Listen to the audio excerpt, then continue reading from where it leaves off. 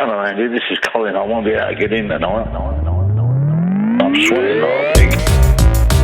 I'm sweating like a pig. Back again, David here, 1UP Gaming, episode 355 of the 1UP Game Podcast. The games we've been playing this week, we had a quick go at the Street Fighter 6 demo. I loved Street Fighter 2. I love Street Fighter 2 Turbo. I love Super Street Fighter 2. I liked Street Fighter 3. I liked a couple of the 3D Street Fighter alphas. Street Fighter, what the hell are they called? No, it's gone, completely gone. I know they weren't made by Capcom, they were made by Takara. Is it Takara? The 3D. Oh, I'm gonna have to Google this when I get off this. Anyway, they were alright. And Street Fighter 4 was like a reboot of the series, and it was immense. I loved that game so much. Street Fighter 5, because it was exclusive to the PlayStation 4, I was Team Xbox, and I never played it on the PlayStation. I think I've got it now. I've got a PlayStation 5, and I think was it one of the free games? I can't remember. I'm sure I got Street Fighter 5 now. Anyway, Street Fighter 6. It's back on Xbox. I downloaded the demo on the Xbox Series X. And I never played the match, sort of like the 1-on-1v match things. I did the create your own character, running around the open world and pick fights with people.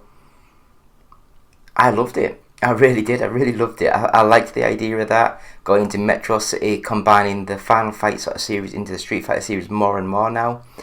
And I just thought it looked amazing. It played well. I liked the idea of creating my own characters. Yeah, it was just good. I'd recommend it. I will buy it sometime, over the rainbow. But at this moment in time, the demo's all I had, and I had a quick go, and I loved it. Really did. Really good little game. Eating a bit of my dinner still. I don't know what it was. Something a bit crunchy. Anyway, we played the original Layers of Fear game from 2016, just because of the new game coming out, and I played it and it was like, it's okay. It's a very simple game. I guess it was made in Unity. So I remember back in 20 years ago, Unity was the engine to use, and now it's basically made for mobile games. So 2016, a Unity game, and it was alright. It wasn't exactly the best. The puzzles were very simplistic, very not thoughtful, just, yeah. But we did play the Layers of Fear 2023 version, and again, I will say a lot of it is very simple, very not thoughtful, very similar to the original. Little bits have changed. Biggest thing to change is the fact they're now using the Unreal Engine 5, and they're using a lot of the nanite technology, the lumens technology, all this stuff. So there's a lot more light, shadow, that type of thing in the game, and it looks stunning. The graphical detail might not be as high as what I thought it was going to be, but the game still plays well. It looks nice. They've added more backstory to some of the game, and I was enjoying it. I really did. It's not amazing or anything like that, but it's a nice little game. So Layers of Fear 2023, I think it's much better than the first one. It's quite cheap, I believe it is. It's not exactly the most, it's about $70. So give Layers of Fear a quick try if you like a little bit of murder, mystery, horror, that sort of thing. Light, dark. I love the psychedelic stuff where you're walking through, and the sort of the black and white pictures turn into full colour sort of stuff. Really good. Next game, Ziggurat. I don't know. It's a old school looking first person shooter, fast, fluid. I loved it. I really like this sort of game. Not as story heavy or deep, it's just fast paced, shooty bang bangs, and I really enjoyed my time with it. More of a magical sort of style, you have like magic on your hands, but yeah, it's a good game. It's cheap, it's really cheap. I think they've announced a sequel coming soon, So I wonder how that will go. But yeah, it's a good little game. I recommend this one, it's nice. I played Omega Strikers. Only played this because it was on the free to play sort of thing, so I'll just give it a quick go. It reminds me of like an air hockey style table, and you sort of like send your sort of football players into the ball and it ricochets off and bounces and things. It was very basic, very rudimental, but once you get online, because this is basically like an online only sort of game, well, training's not online, but you get what I mean. It's like a multiplayer online game, and I could see that, yeah, I could actually get quite into this. It's not bad, it doesn't look great, but it's not a bad game, and there's enough football there to make you know what you're playing.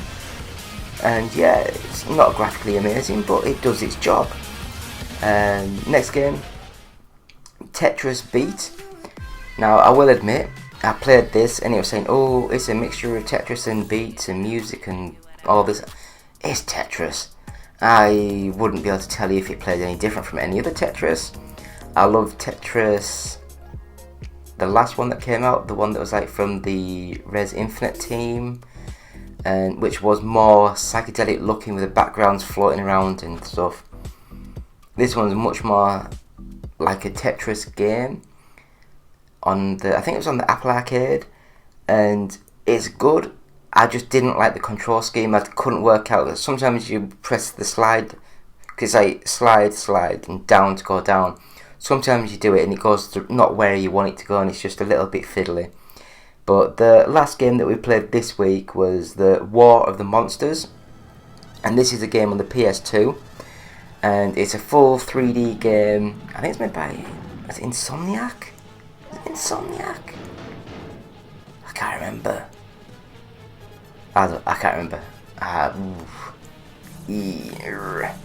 Anyway, it plays like a very similar game to like a Power Stone, but a lot more bigger open world.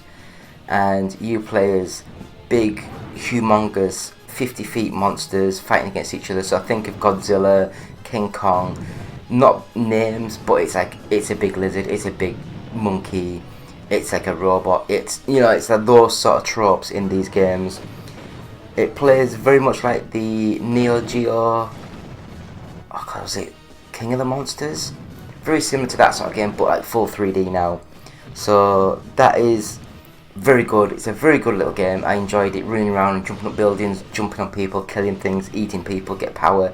Good game. And we will just sort of say we have been playing with the Boostroid app, got that back fully up and running, and yeah, hopefully you guys have been doing Boostroid challenge. So there's those 3 games to get that free games available. We did a video last week, I think, or the week before, just promoting it.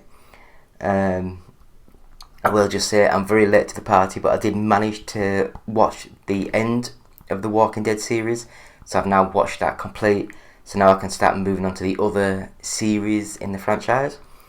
It was alright, nothing great, and we have got reviews on the website, so like Formula 1, can't think of anything else, Zelda, but we have got some reviews up on the website.